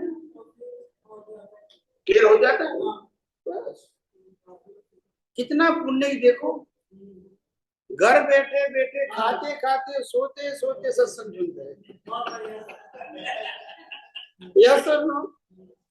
आपके सत्संग से ही काफी नॉलेज समाधान हो जाए, सॉल्यूशन मिल जाता है, मिल जाता है।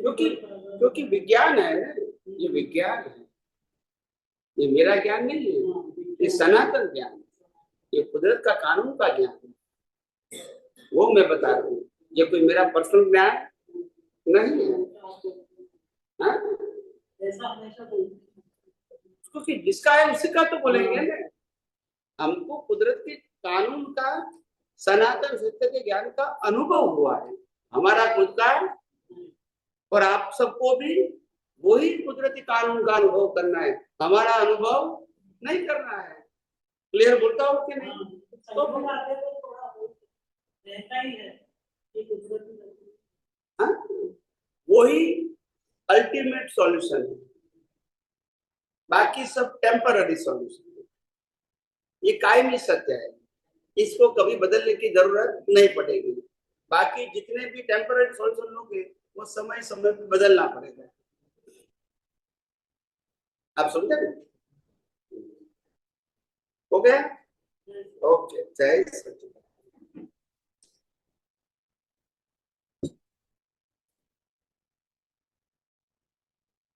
आओ वाला प्रति जे प्रश्न पूछो भाई जा।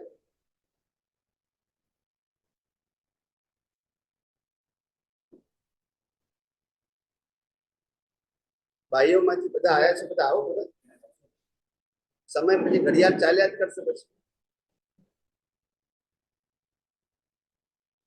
નજીક રાખજો, હું નજીક રાખજો। હા, બોલો બોલો। મંદિર સ્વામી દર્શન કેવી રીતે કરો?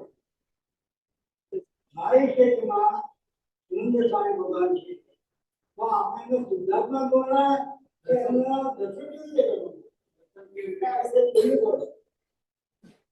શુદ્ધાત્મા છે એ આપણા લક્ષ્યમાં હોવું જોઈએ। શુદ્ધાત્મા ક્યારે જોઈ શકાય? શુદ્ધાત્માને રૂપ, રસ, ગંધ, સ્પર્શ કે આકાર કઈ રીતે જોશો? बताओ મને। જોઈ શકાય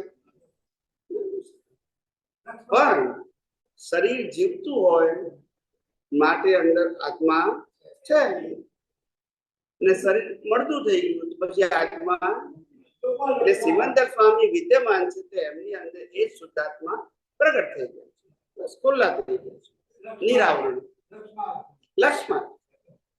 શુદ્ધાત્મા જોઈ ના શકાય, શુદ્ધાત્મા સમજી શકાય કે આ બધા શરીરની અંદર। જોવું શબ્દ તો એક સમજણ માટે લખ્યું છે। જોવું એટલે સમજવું કે આ પ્રકૃતિની અંદર પરમાત્મા છે માટે પ્રકૃતિ જીવતી છે, પરમાત્મા ના હોય તો પ્રકૃતિ મળતું થઈ જાય, બસ એ સમજવા માટે કીધું છે। આંખોથી શુદ્ધાત્મા જોઈ શકાય કે બુદ્ધિથી પણ જોઈ શકાય, સમજી શકાય। આપણે આ પંખો ચાલે છે તો ઇલેક્ટ્રિક થી ચાલે છે, પણ ઇલેક્ટ્રિક જોઈ શકાય? ના જોઈ શકાય। પણ આ પ્લગમાં આંગળી નાખો તો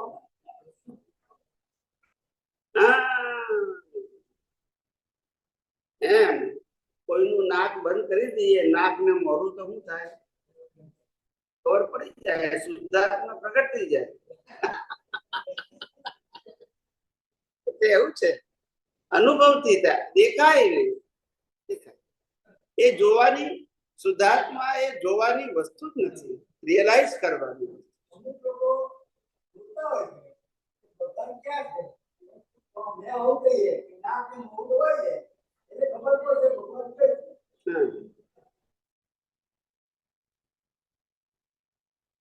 પણ કોઈને આવું કહેવાનું નહીં, કરવાનું નહીં કે તારે આત્માનો અનુભવ કરતો તો હું નાક દબાઈ દઉં, એવું નહીં કહેવાનું, નહીં કરાય નહીં આપણે। આ તો ઘરમાં ઝઘડો થાય તો વાઈફ ને કે હવે સીધો આત્માનો અનુભવ કરાવી દેતો, એવું ચાલે? સેલ્ફ જાતે અનુભવ થવો જોઈએ, દ્રષ્ટિનો વિષય છે, ક્રિયાનો વિષય।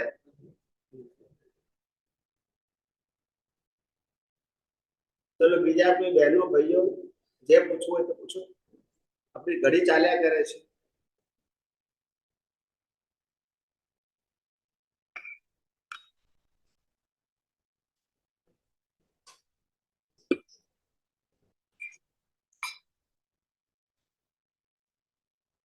હા, બોલો.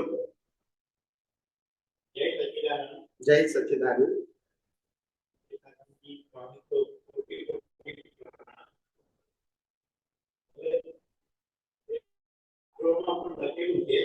મનુષ્ય જીવન એક દુર્લભ જીવન છે અને આપણે પણ કહીએ છીએ કે મોક્ષ પ્રાપ્ત કરવી હોય તો મનુષ્ય જીવન જોઈએ. યસ, તો આપણે મનુષ્ય જીવન કાયમ માટે આવી ગતિ આયા જ કરે તો એના માટે શું કરવું જોઈએ?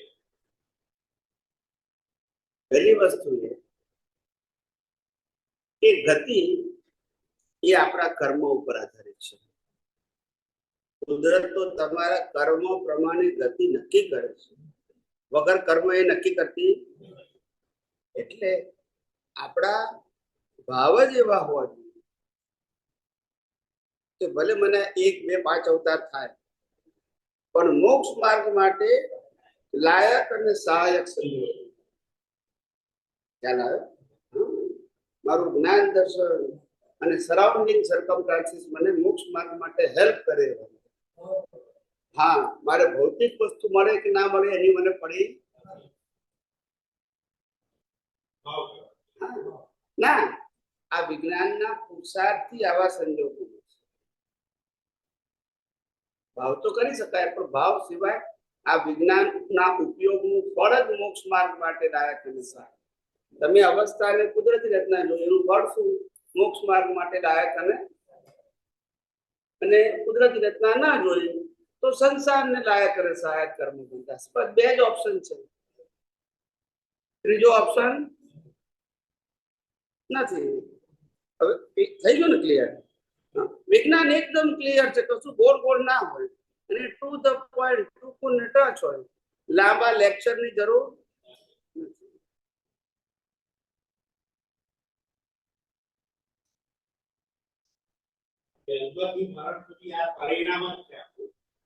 જીવન પરિણામ છે.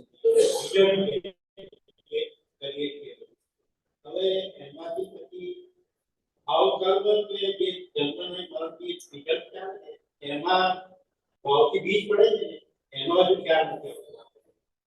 એવું છે કે બીજ માણસથી જોઈ શકાય એવી વસ્તુ નથી. પણ જ્યારે તમે આઈસ્ક્રીમ ખાવો એ ઉદય કરો તો હું વિચાર કરું કે મારા નેક્સ્ટ ભાવની અંદર પણ આઈસ્ક્રીમ ખાઉં અને આવો મને નાખે એ ભાવ છે. એવું નહીં, એવી રીતે ભાવ ના કરો. તમે અંદર આઈસ્ક્રીમ ખાનાર અને આઈસ્ક્રીમ ખાનારની અવસ્થાને ભોગવનાર એ બંને પરિણામ છે. પણ જીવતો અહંકાર આ પરિણામ વાળા ભાગમાં ભળી જાય છે. તે વખતે ભાવ ઉત્પન્ન થાય છે કે મને આનંદ આવે છે આઈસ્ક્રીમ. એવું એ માને છે, થાય છે શરીર, ભોગવે છે ડિસ્ચાર્જ અહંકાર અને માને છે જીવતો અહંકાર, એનાથી બીજ પડે. હવે જીવતો અહંકાર આને કુદરતી રચના તો બીજ તો મોક્ષ માર્ગ માટે લાયક અને ભળી જાય તો સંસારને લાયક અને હવે ખ્યાલ આવી ગયું? સીધી સાદી વાત છે. આમાં કઈ ગોળ ગોળ અઘરું ભાવ થવાની પ્રક્રિયાને સમજી શકીએ, ભાવ ના જોઈ શકીએ. ભાવ કેવળ જ્ઞાની જોઈ શકે. અમે સમજી શકીએ અને તમને સમજાઈ શકીએ, અમે પણ જોઈ ના શકીએ. કેવળ દર્શનથી ભાવ જોઈ ના શકાય, સમજી શકાય. કેવળ જ્ઞાન થાય ત્યારે ભાવ જોઈ શકાય.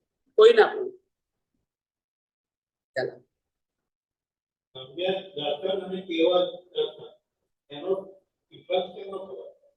સમ્યક દર્શન એટલે સાચી દ્રષ્ટિ પ્રાપ્ત થવી તે, અને કેવળ દર્શન એટલે પ્રાપ્ત થયેલી દ્રષ્ટિ સંપૂર્ણ અનુભવમાં આવી જવી તે.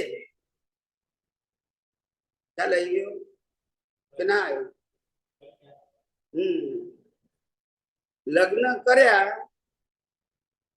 એને સમ્યક દર્શન કહેવાય. અને 50 વર્ષે કેવળ દર્શન થાય. જો આ તમને સ્થૂળ દાખલો આપો કે સમજાય ને એટલા માટે. ટાઇટલ તો એટલું એ પણ સમજણ ક્યારે પડે? 50 વર્ષે ખ્યાલ આવે કે હસબન્ડ વાઈફ થવું એ સહેલું. દ્રષ્ટિ તો મળી ગઈ, લગ્ન હાથ ફેરા ફર્યા એટલે, પણ એ દ્રષ્ટિ એ અનુભૂતિ તો 50 વર્ષે થાય. આવું છે સર. એમ દરેક વસ્તુની પાછળ દ્રષ્ટિ અને મેચ્યોરિટી માટે સમય લાગે. એ ચમત્કાર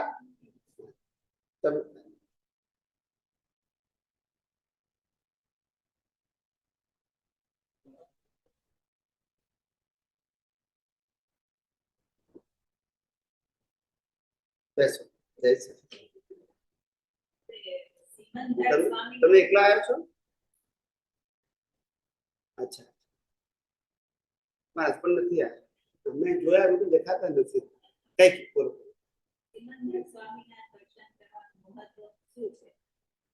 તીર્થંકર ભગવાન છે અને જ્યાં સતયુગ છે, સતયુગ હોય તો તીર્થંકર હોય ને દર્શન કરવા મળે તો બહુ મહાપુણ્ય કહેવાય. એની ના નથી, પણ દર્શન કરવાથી કેવળ જ્ઞાન થાય એ ભ્રાંતિ છે.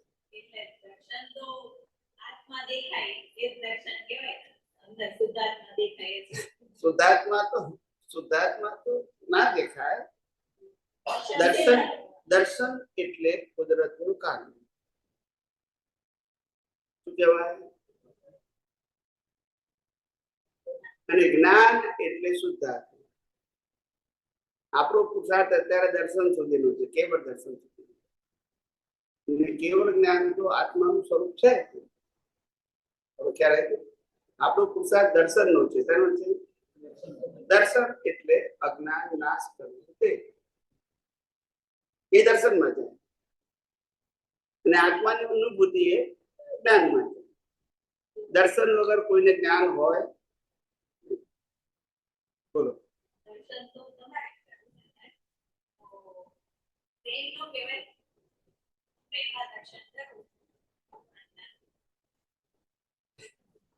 એ દ્રષ્ટિ કહેવાય. શું કહેવાય? દર્શન એટલે દ્રષ્ટિ. તમે જે કહો છો મારી દ્રષ્ટિ છે કે પ્રકૃતિમાં પરમાત્મા છે, એ દ્રષ્ટિ છે. જવાબ સાચો છે, પણ દર્શનમાં જાય, જ્ઞાનમાં ના જાય. હું આત્મા છું એને જ્ઞાન છે, બીજામાં આત્મા છે એને દર્શન છે. શું કહેવાય? કારણ કે દ્રષ્ટિ વિશે થઈ ગયો. હું આત્મા છું તો મારા પોતાનો જ્ઞાનનો પ્રશ્ન છે. બીજામાં આત્મા છે અને શરીર છે એ દર્શનમાં જાય. એને અનુભવ થાય ત્યારે જ્ઞાન કહેવાય. આપણને અનુભવ થાય ત્યારે આપણને નહીતર દર્શન કહેવાય. એ દર્શનનું જ્ઞાન દર્શન છે. શેનું છે? દર્શનનું જ્ઞાન દર્શન. એટલે અત્યારે આખો પુરુષાર્થ આના ઉપર છે, જ્ઞાન દર્શન ઉપર. કયું જ્ઞાન દર્શન? મિથ્યા જ્ઞાન ને મિથ્યા દર્શન. મૂળ જ્ઞાન તો એને કશું થતું, મૂળ જ્ઞાન ને કશું ના થાય. આત્માના જ્ઞાન ને કઈ જ ના થાય. અત્યારે માન્યતાના જ્ઞાનમાંથી બહાર નીકળવું છે કે હું ચંદુલાલ છું. એમાંથી તમને ચેન્જ કર્યું, હું શુદ્ધાત્મા છું અને ચંદુલાલ કુદરતી રચના છે. એ અત્યારે જ્ઞાન દર્શન એ દર્શનના નિર્જા હેઠળ છે. એ દર્શન તમારે સંપૂર્ણ થાય એને કેવળ દર્શન છે.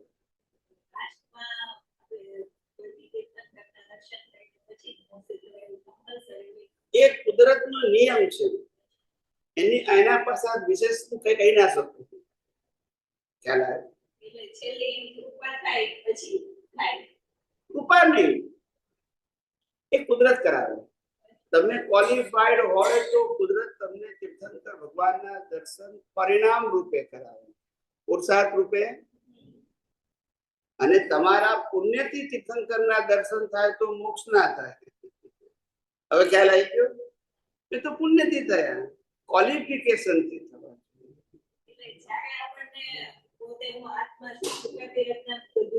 અજ્ઞાન જીરો થયા પછી જો દર્શન થાય તો કેવળ જ્ઞાન થાય. અજ્ઞાન સાથે દર્શન થાય તો કેવળ જ્ઞાન ના થાય, પુણ્ય બંધાય. ખ્યાલ આવે?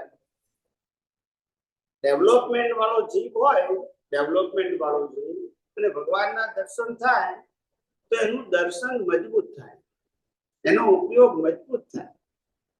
પણ કેવળ જ્ઞાન ના થાય, અજ્ઞાન હોય ત્યારે. પણ અજ્ઞાન ઝીરો થઈ ગયા પછી નેક્સ્ટ બર્થમાં તીર્થંકરના દર્શન થાય એ કેવળ જ્ઞાનનું નિમિત્ત થાય. શું થાય? એમના દર્શન થાય એટલે તરત કેવળ જ્ઞાન ના થાય. એમના દર્શન થયા પછી પણ છેલ્લા અવતારમાં કેવળ જ્ઞાન તો એના ટાઈમે જ થાય. બધાને કે ભગવાનની હાજરીમાં કેવળ જ્ઞાન ના થાય. મહાવીરને જંગલમાં થયું હતું એકલા. ના ખ્યાલ આવ્યો? તો પછી નિમિત્ત બને. શું બને? ભગવાન નામ દર્શન થાય ને કેવળ જ્ઞાન એવું ના. કેવળ જ્ઞાન એના ટાઈમે થાય. પણ આ છેલ્લું તમારું નિમિત્ત હતું એ મળી ગયું તમને.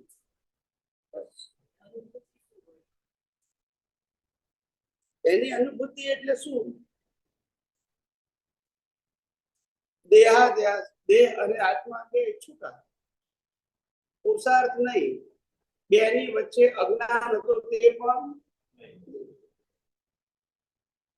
બે કુદરતી રીતના પ્રમાણે કામ કર્યા કરે એટલે પોતે શુદ્ધાત્મા પ્રમાણે કોઈ જગ્યાએ પુરુષાર્થ નહીં, ડકોડકર નહીં, કઈ જ નહીં, સામીપ્ય ભાવ જ નહીં. શું નહીં? બસ એક દિવસ દેહ નો અંત આવે અને આત્મા ક્યાં જાય? મોક્ષે જાય. બસ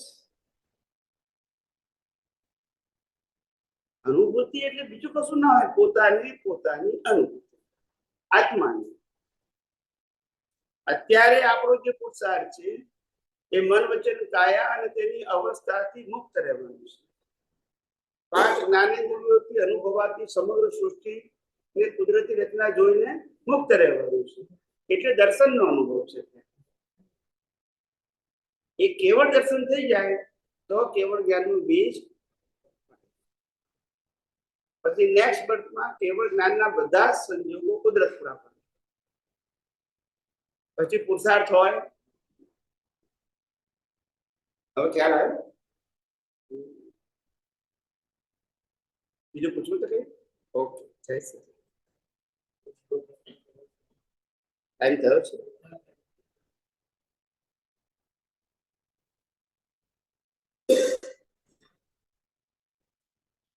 એ 5-10 મિનિટ 10 મિનિટ રાખો. સવારના 9 પર બહુ દૂર નથી ને? 20 મિનિટ. હા, જય શ્રી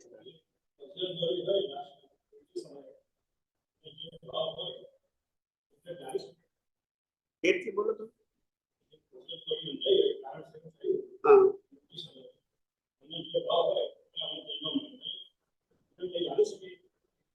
કુદરત જાણી શકે. કુદરત તો જાણી શકે. રિઝલ્ટ એને આપવાનું છે. હા, કુદરત જાણી કઈ રીતે શકે? આ પ્રશ્ન નવો પૂછ્યો. કુદરત કઈ રીતે જાણી શકે? બરાબર બોલો. ના, હું તો જવાબ આપીશ, મારે ખોળવાનો નથી. પણ તમે બધા વિચારો. મારે તો જવાબ આપવાનો જ છે. મારે તો ખોળવાનો છે જ નથી. કુદરત કઈ રીતે જાણી શકે? બોલો.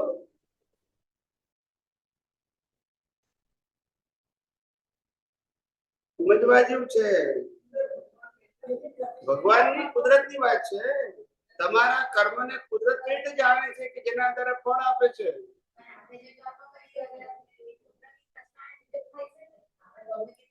કર્મ નહીં, કર્મ ફળ કુદરતી રચના છે. કર્મ તો તમે કરો છો, કર્મને ભાવ કહેવાય ને ક્રિયાને કર્મ ફળ કહેવાય. ફળ કુદરત આપે પણ ભાવ તો તમે કરો છો. એ ભાવને કઈ રીતે કુદરત જાણે એમ પૂછે છે. સિદ્ધાંતને આધારે રિઝલ્ટ મળે, જાણે કઈ રીતે?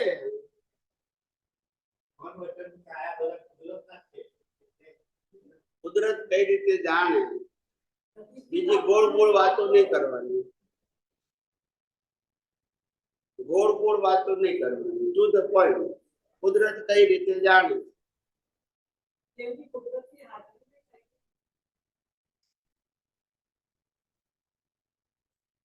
તમારી હાજરીમાં દુનિયા કાળ તમે જાણી લો છો.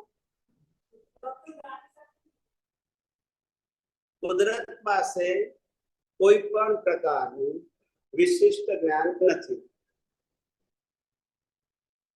હવે હું જવાબ આપવાની શરૂઆત કરું છું. શું કરું છું?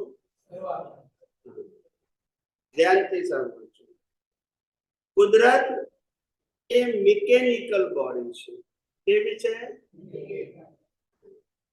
મિકેનિકલ બોડી મિકેનિકલ કામ કરે છે. એની પાસે કોઈ વિશિષ્ટ સ્પેશિયલ જ્ઞાન નથી. એક અવસ્થાને જાણવાનું. એ લો ઓફ નેચર નો જે પ્રોગ્રામ છે એ પ્રમાણે કોઈ પણ કોઝની ઇફેક્ટ નક્કી કરે છે, પણ મિકેનિકલ. કેવી? હવે હું તમને સ્થૂળ દાખલો આપું એટલે સમજાશે. કયો દાખલો આપું? શું? માણસ સોફ્ટવેર નો પ્રોગ્રામ બનાવે. સાંભળજો બધા. હવે માણસ સોફ્ટવેર નો પ્રોગ્રામ બનાવે, બરાબર છે? અને સોફ્ટવેર નો પ્રોગ્રામ આ દુનિયાની અંદર 1 કરોડ મોબાઈલ હોય તો બધામાં એક જ સરખો પ્રોગ્રામ હોય. એક જ કંપનીનો એક જ સરખો પ્રોગ્રામ હોય. સમજાય છે? હવે એ પ્રોગ્રામનો તમારે ઉપયોગ કરવો હોય તો તમે એપ દ્વારા કરી શકો છો, અથવા તો નોર્મલ ફોન પણ કરી શકો. મેસેજ, ફોટા બધું એપ દ્વારા કરી શકો. હવે આ પ્રોગ્રામ છે અને પ્રોગ્રામ પ્રમાણે તમે મેસેજ મૂક્યો એટલે સીધો અમેરિકા પહોંચી જાય. તો કોણ પહોંચાડે? સોફ્ટવેર પહોંચાડે થ્રુ ધ નેટ. પણ આમાંથી કોઈ ચેતન, સોફ્ટવેર ચેતન નહીં, પ્રોગ્રામ રિસીવ કરનારું પણ ચેતન નહીં, સેટેલાઇટ. અને જે મોબાઈલમાં પહોંચે એ પણ ચેતન, મિકેનિકલ છતાંય પરફેક્ટ. મગનભાઈ નો મેસેજ છગનભાઈ ને આપવાનો તો છગનભાઈ પાસે જ જાય, બોલતા નથી. છતાંય કોઈની પાસે, મિકેનિકલ પાસે જ્ઞાન, પ્રોગ્રામ પ્રમાણે કામ કરે. એમ લો ઓફ નેચર એ કુદરતનો પ્રોગ્રામ છે. એ તમે કરેલા કર્મો એના સોફ્ટવેરમાં જાય છે અને હાર્ડવેર રૂપે બહાર આવે છે. Mechanical process. એની પાસે કોઈ વિશિષ્ટ જ્ઞાન, એની પાસે કોઈ સ્વતંત્ર જ્ઞાન, ખાલી પ્રોગ્રામનું જ્ઞાન છે. કયું જ્ઞાન છે? અને પ્રોગ્રામનું જ્ઞાન ઓટો મોડથી ચાલે છે. રામકૃષ્ણ મહાવીર જે કર્મ બાંધે એનું ફળ જે મળે પ્રોગ્રામથી, એ જ પ્રોગ્રામથી આપણને પણ આપણા કર્મનું ફળ. કોઈ અલગ પ્રોગ્રામ, લો ઓફ નેચરનો પ્રોગ્રામ બધા માટે કેવો છે? ફક્ત જેવા બીજ એવું એ. એમાં કોઈને પક્ષપાત કરતું કભી ભગવાન રામ છે તો એને ચલો અમુક દુઃખ ના આપવું એવું છે. મિકેનિકલમાં કોઈ કોઈ કોઈ સ્પેશિયાલિટી, પાર્સાલિટી પણ. હવે ખ્યાલ આવ્યો? મિકેનિકલ પ્રોગ્રામ ખ્યાલ આવ્યો? એ પ્રોગ્રામથી કામ કરે છે, કોઈ જાણનાર નથી. આ બધી જડ ક્રિયા છે. કઈ ક્રિયા છે? ખ્યાલ આવ્યો? તમે જે કોમ્પ્યુટરમાં ડાટા નાખો છો એ જડ, પ્રોગ્રામ એ જડ, રિઝલ્ટ એ જડ. ખાલી મોકલનાર અને રિસીવ કરનાર છે એને એકબીજા પોતપોતાની ભાષામાં સમજી જાય છે, પણ પ્રક્રિયા મિકેનિકલ છે. કેવી છે? આમાં કોઈ ચૈતન્યતા. હવે ખ્યાલ આવ્યો?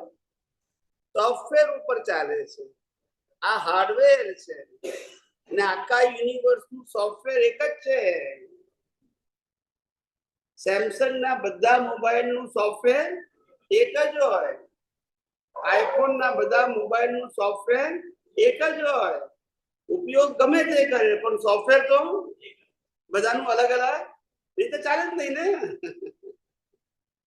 એવી રીતે આ યુનિવર્સનું સોફ્ટવેર કેવું છે? એક જ છે.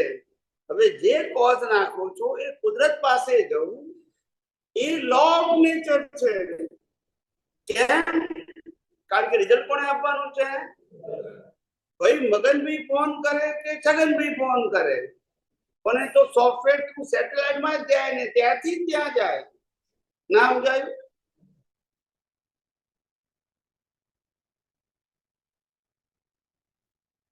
આ તો બાપા છોકરો અમેરિકા થી આવ્યો તે બાપા ઇન્ડિયામાં હતા, છોકરો ઇન્ડિયામાં અમેરિકા થી આવ્યો તે બાપાએ પછી મેસેજ મોકલ્યો કે ભાઈ તું કાલે વહેલો આવી જજે ઘેર. તે છોકરો કહે છે કે બાપા મેસેજ મળ્યો નહીં મને હજુ. તો બાપા કે તું છે અમેરિકાના ફોન લઈને આવ્યો એટલે પહોંચતા વાર તો લાગે ને કે અહીંનો ફોન જલ્દી પહોંચે એવું હતું નથી. બધાના પ્રોગ્રામ એક જ સરખા, બાજુવાળાને કરો કે આખા વર્લ્ડમાં ગમે ત્યાં કરો સેમ પ્રોસેસ. નેટ હોવું જોઈએ, પ્રોગ્રામ તો એક જ છે. આ સમજવું જોઈએ. એટલે આ મિકેનિકલ પ્રક્રિયા છે. કેવી છે? આમાં કોઈ બુદ્ધિશાળી માધ્યમ નથી, પ્રોગ્રામ. તો આ એઆઈ શું છે? એઆઈ શું છે? આખી કાર ઓટોમેટિક બને. ખ્યાલ આવ્યો? પ્રોગ્રામ. એટલે તો માણસ જોબલેસ થાય છે. વિચાર કરો. મિકેનિકલ શું કીધું? કુદરત જાણે છે પ્રોગ્રામ થી. મિકેનિકલ એ તમારા કર્મ જેવા કુદરતના ક્લાઉડમાં જાય તરત જ એ પ્રોગ્રામ એનું રિઝલ્ટ તૈયાર કરી નાખે ઓન ધ એક સેકન્ડમાં ને તરત એનો જન્મ થઈ જાય કે અને હવે આ જીવને ક્યાં જવાનું ને આખું લાઈફ તૈયાર થઈ જાય. પ્રોગ્રામ. તમે કોમ્પ્યુટરમાં તમે ગૂગલમાં નાખો કે 100 વર્ષમાં સોનાનો ભાવ કયા વર્ષમાં કેટલો હતો, જેવું ટીક કરવું તરત જવાબ. બોલતા નથી. અને માણસને ખોલવાનું હોય તો મહિનો થાય તોય સાચો ના મળે. કારણ કે પ્રોગ્રામ શું છે? એમાં દુનિયા ચાલે છે એના ઉપર, કુદરતના પ્રોગ્રામ ઉપર, જેને લો ઓફ નેચર. હવે આપણે કહીએ કે મારા મોબાઈલ થી તો એનો ફોન પેલાના મોબાઈલ કેમનું ખેંચે છે, એવું કેમ નથી પૂછતા? બે જણ છે.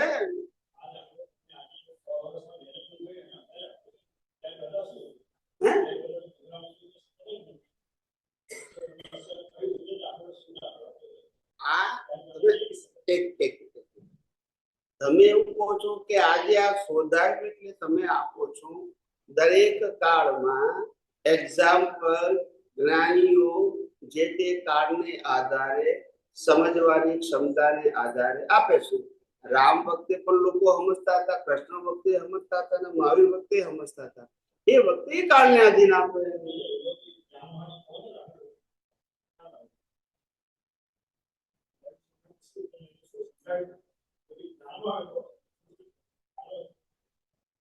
એ વખતે બધા સ્વયં સંચાલિત કે સ્વયં સંચાલિત ક્યારે આ દુનિયા સ્વયંભૂ છે અને સ્વયં સંચાલિત છે. કોઈ એને સંચાલન કરનારું કોઈ એ રીતે દાખલા આપતા. સૂર્ય, ચંદ્ર, તારા, ગ્રહો, નક્ષત્રો એનાથી આ બધું મહેનત થાય છે. આ બધું મેનેજમેન્ટ ઓટો મોડથી થયા કરે, ચાલ્યા જ કરે. દિવસ રાત થયા જ કરે. કોઈને કંટ્રોલ ના જોઈએ. આવતીકાલે કેટલા વાગે સૂર્યોદય ને સૂર્યાસ્ત થશે, પરમ દિવસે ક્યારે થશે, બધું ફિક્સ. સૂર્યગ્રહણ, ચંદ્રગ્રહણ ક્યારે થશે, બધું ફિક્સ. કારણ કે પ્રોગ્રામ છે ને. પૂનમ ક્યારે થશે, અમાસ થશે, ફિક્સ પ્રોગ્રામ છે ને. એવી રીતે જેને આ ધરતીકંપ શું કીધું? ધરતીકંપ થવાનો હોય, હેવી રેઇન થવાનો હોય, અનાવૃષ્ટિ થવાની હોય, રોગચાળો ફેલાવાનો હોય માસ ઓફ પીપલમાં, આના કોઝ જાણતા આવડે તો કહી શકે ફોરકાસ્ટર. ખ્યાલ આવ્યો? અત્યારે આ ટીવીમાં આવે છે એની વાત નથી કરતો, જે ખરેખર જાણે છે એની વાત કરું છું. They are non commercial. A commercial પણ જાણી શકાય. જેને કુદરતનો એ એંગલનો પ્રોગ્રામ ખબર પડે જાણી શકે. આ નોસ્ટ્રાડેમસ ના કરી, 2000 વર્ષની આગાહી ના કરી, જાણી શકે. એ કુદરતની શક્તિને પહેચાનવાની શક્તિ તમારામાં આવી જોઈએ તો જાણી શકો. આપણે ના નથી કહેતા, પણ છે મિકેનિકલ પાવર. કેવો છે? કોઈ વ્યક્તિ દ્વારા મેનેજ થતો નથી. કુદરતના કર્મથી, કુદરતના કાનૂનથી આખું મેનેજ થાય છે, જેને આપણે પ્રોગ્રામ કહીએ છીએ. એ પ્રોગ્રામ જ અને કર્મ પાછા જડ છે. કેવા છે? ખ્યાલ આવ્યો? કર્મ ચેતન નથી, ચેતનની હાજરીમાં કર્મ બંધાય છે. શું કીધું? અને ચેતનની હાજરીમાં કર્મ ભોગવાય છે. પણ કર્મ પોતે જડ છે. બાંધતી વખતે એને મિશ્ર ચેતન કહેવાય છે. કેમ? કારણ કે આત્માનું પાવર એમાં ભરે છે, એટલે કુદરત એને રિઝલ્ટમાં કન્વર્ટ કરે છે. કર્મના ભાવથી કર્મ બંધાય અને વિસર્જન કુદરતી કાનૂનથી થાય. ભાવ ના, ભાવ બાંધો ત્યારે એને મિશ્ર ચેતન કહેવાય. બંધાઈ ગયા પછી એને જડ કહેવાય.